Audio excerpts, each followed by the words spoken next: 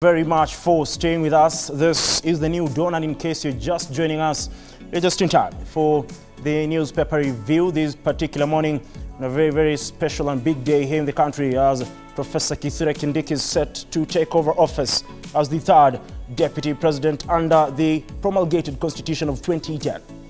But before we talk matters, Professor Kindiki and what befell impeached deputy president Rigathi Gachagua at the High Court yesterday, allow me to introduce my first guest this particular morning. Very good morning to you, George. Morning. Thank you very much for making time to be with us. Thank you for having me. It's a pleasure. Yeah. Now, the big story, of course, on the local dailies this particular morning is on the impeachment of Deputy President Rigathi Gachagua and Professor Kindiki, all set to assume office today. But because that will form the basis of our conversation this particular morning, I just want us to pick on something on the front page as well of the Standard, and it's a story on page 2 on this abductions that have been ongoing in the country, and cases of extrajudicial killings. Various envoys yesterday raised concerns in regards to the state of security and whatever has been happening. We've seen so many people being abducted. We've seen so many cases of extrajudicial killings here in the country.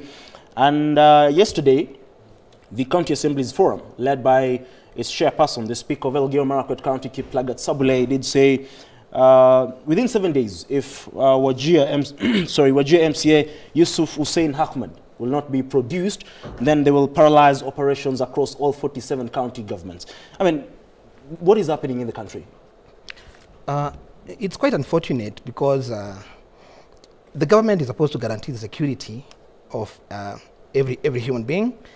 The government is supposed to guarantee the liberty and all the rights of every citizen. And so that recently we've seen so many cases of abduction, and some of them have been allegedly sponsored and perpetuated by the government. It sends a very negative picture, and especially it raises eyebrows as to now that we want to swear in a new deputy president.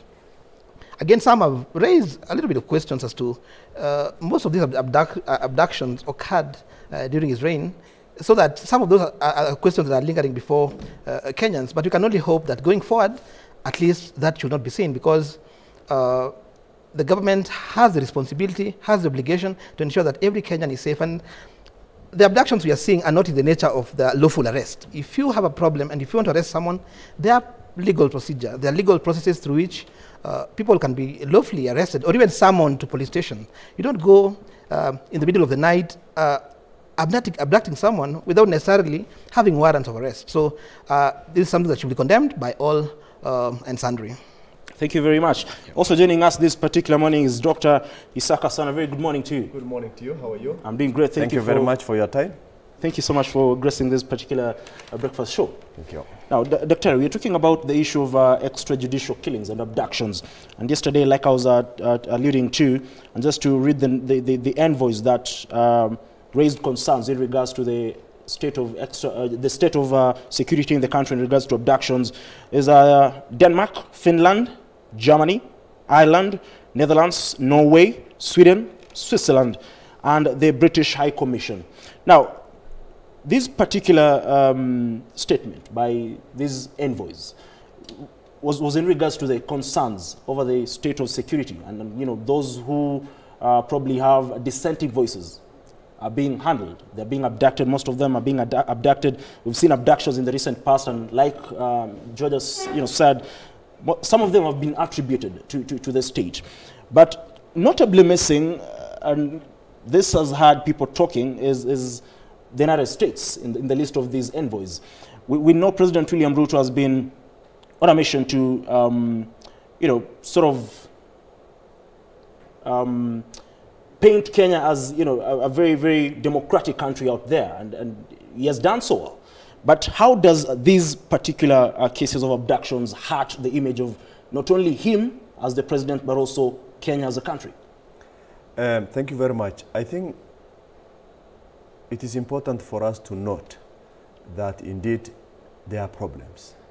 And the problems that are in existence at the moment is a problem of insecurity. that is related to issues of abduction, loss of life, people being killed, femicide phenomenon that we have seen becoming rampant of late. And of course, there are quite a number of things that if indeed it is not addressed, then it will be a big concern for the nation. Mm-hmm. This in regards to insecurity. So if we do have insecurity, then measures must be put in place by the government. But let's look at it historically.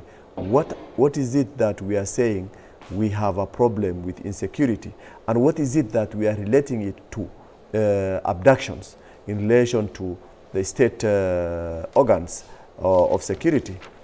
We do not have any proof to actually come out and say that indeed it is state organs that are involved in the abduction of certain people, mm-hmm. or including even certain leaders. The MCA of Wajir, you know, he has been abducted.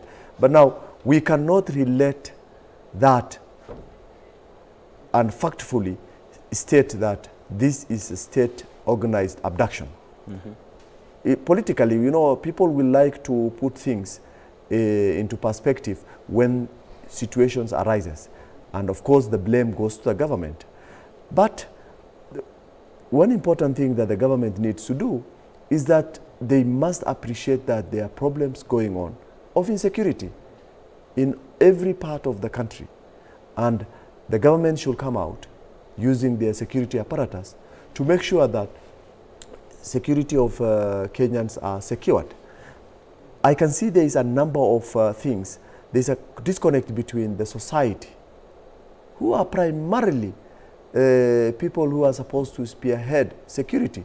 Because how many police officers do we have that can secure all Kenyans? There are very few. But police officers secure people based on the relationship they build with the society.